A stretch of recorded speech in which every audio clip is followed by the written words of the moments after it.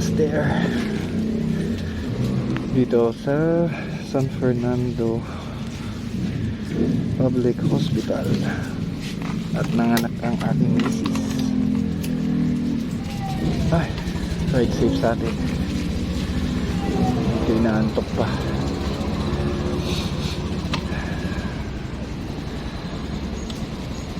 Ride safe, life safe. Ha? I go. Look at this dude. No.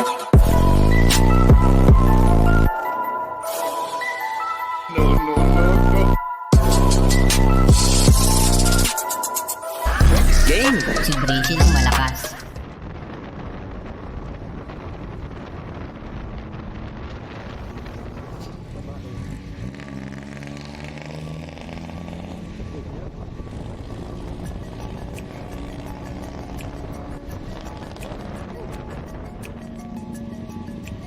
Hello guys, good evening to you all, and I'd like to thank you again for tuning in to one of my YouTube videos. Again, this is me, ESC Writer here, so thank you very much. Now today I'd like to talk about the story of what I experienced, because as many of you might not know, my wife just gave birth to our second daughter. So I'd like you to listen to my story. So first, I'd like to talk about the destination or the location, the hospital we chose. So first, my wife actually wanted to go to or give birth at Baguio City.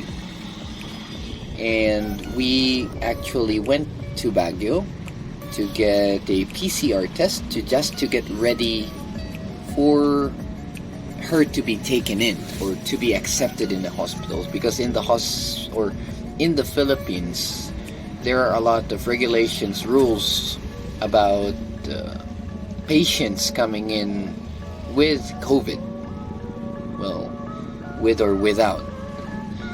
And the bad thing about staying in Baguio was the watchers, which was me, can't actually go in to touch or interact with their wives or with my wife.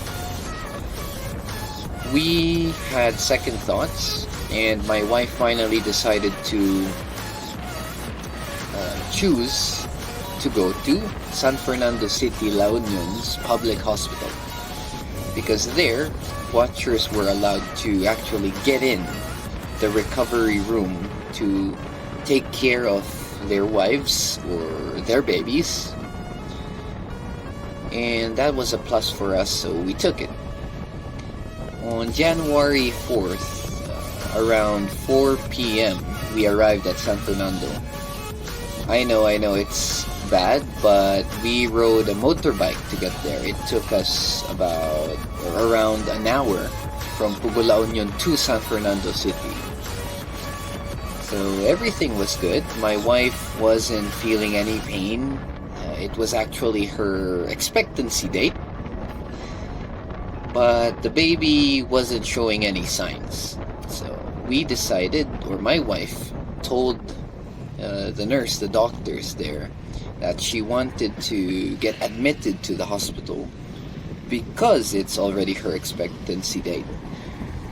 So on the same day, around 7:42 p.m., my wife gave birth to our second daughter, and her name is Chloe Vera G. Curran. So again, it's Chloe Vera. Our first daughter's name is Zoe Iris. So 2 first names each. That makes children a bit unique, or it makes it easier for them in the future to prepare their requirements. For example, NBI clearances, police clearances. The problem in the Philippines is there are a lot of names. There are a lot of same names, And in some cases, those names are connected to crimes, or actually like murder, theft, all those bad things. So it will be really hard for someone to actually get those clearances to finally start working or to go to a great school in the Philippines.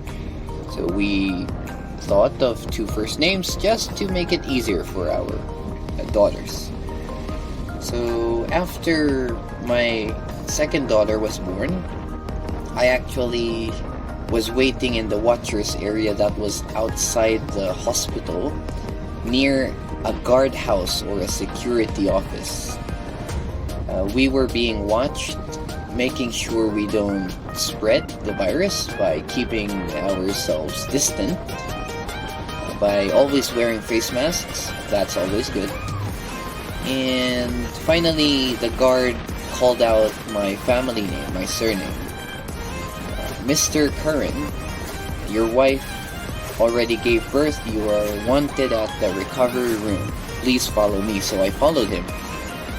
When I went into the recovery room, I saw my wife laying down in the bed with our daughter.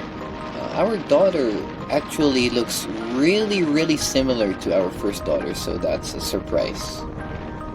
So I would say they look like twins.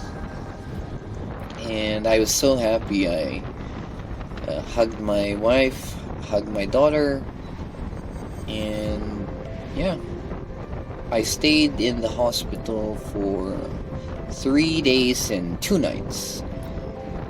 So the first night, actually watchers couldn't sleep on the same bed, of course. So watchers had to sleep in a chair beside their wives. I had trouble sleeping, especially my wife couldn't produce enough breast milk for our child. So she kept on crying every 10 minutes, trying to get the milk out of my wife. So she kept on doing that for, I guess, until the next day. And there was droplets coming out already from my wife's breasts. So that was a sigh of relief for us. Although I would say in 3 days and 2 nights I only had around 3 hours of sleep, and that 3 hours of sleep was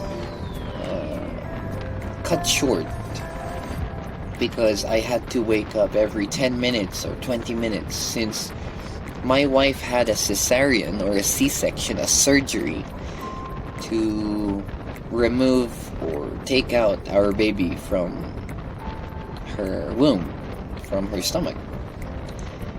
And the problem there is I had to take care of my daughter while taking special care of my wife.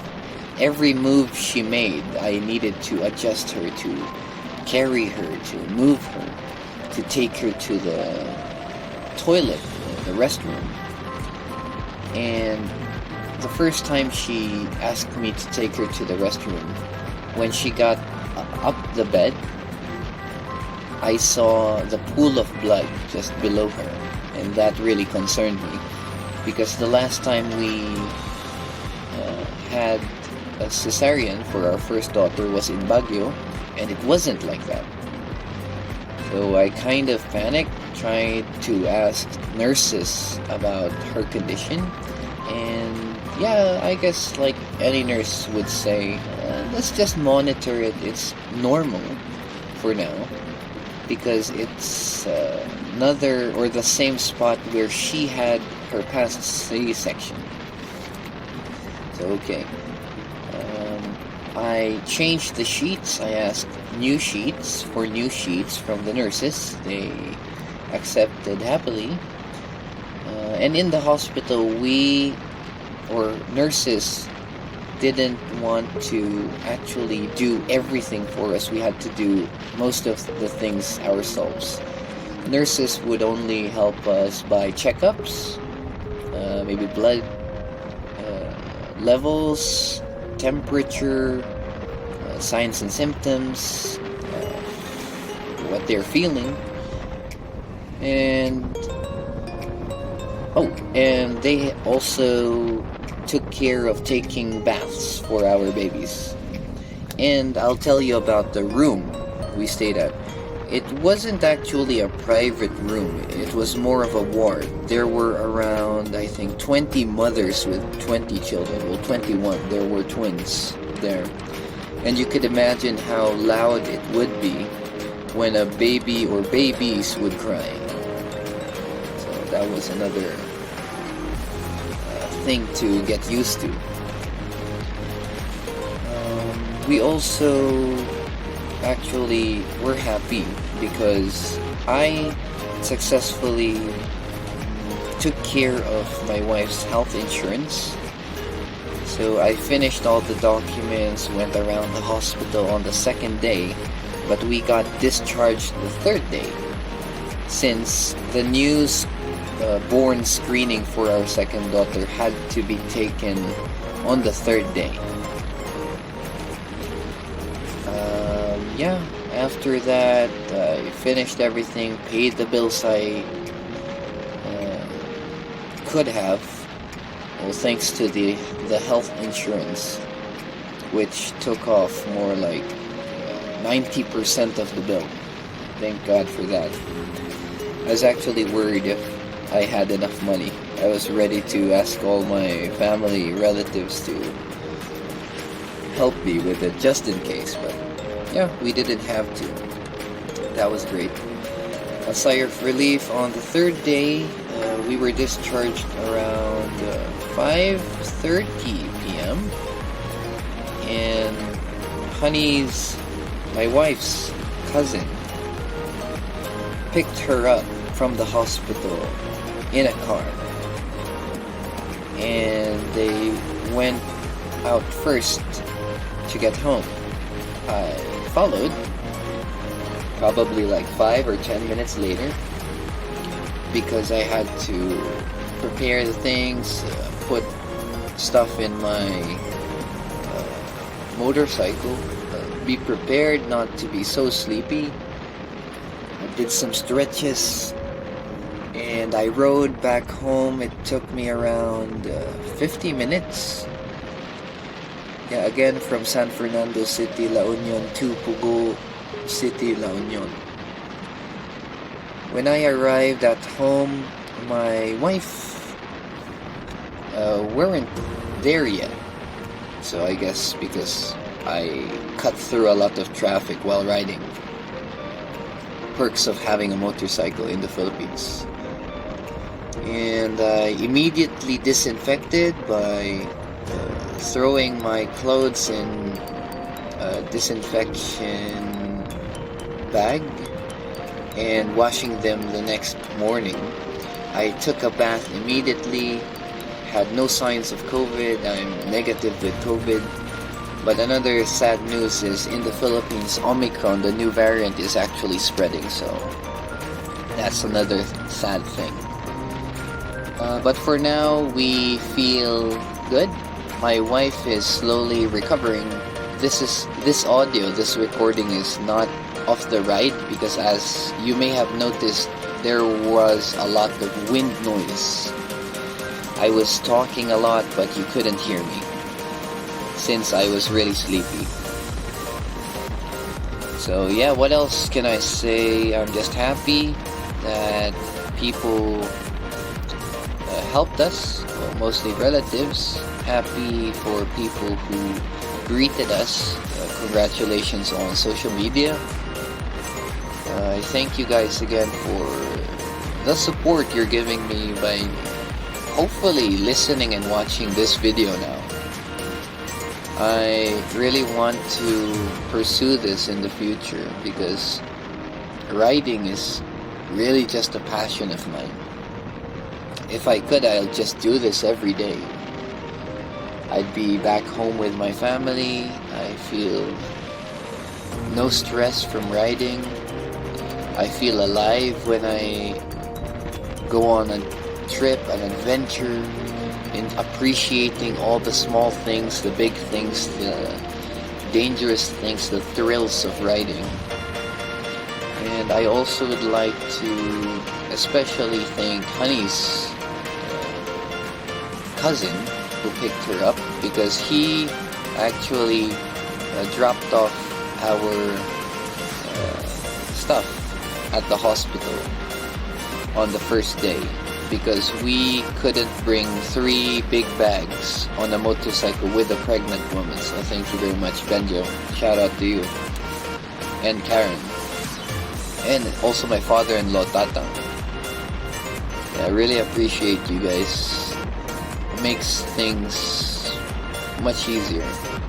My mom too, for supplying a lot of stuff for the baby, and my sister for actually helping a lot with needs, necessities, some money.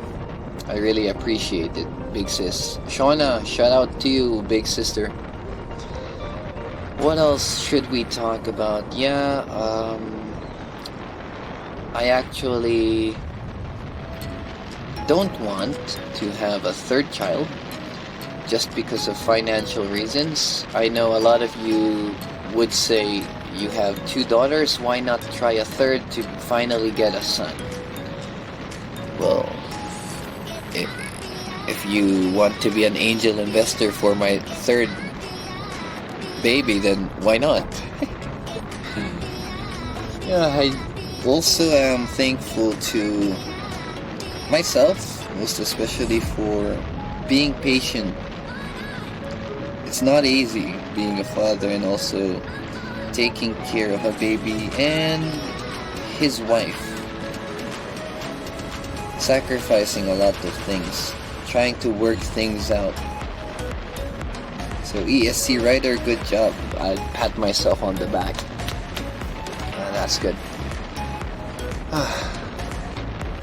So, yeah. That's pretty much the story I have to tell. Oh, and my baby, my daughter, Chloe, Vera, is actually doing well. She's really healthy. All her newborn screening results came out good. Everything's normal.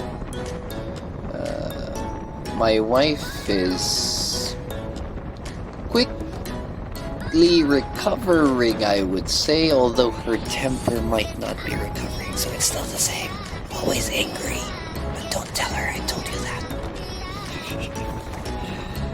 Yeah. So again, I'd like to thank you guys, especially for the ones who reached the end of the video. If you reached the end of the video, I'd like you to comment down below by saying hashtag I listened. So I listened. That's hashtag I listened till the end. I listened or I listened till the end. I would really appreciate and know who the real supporters are.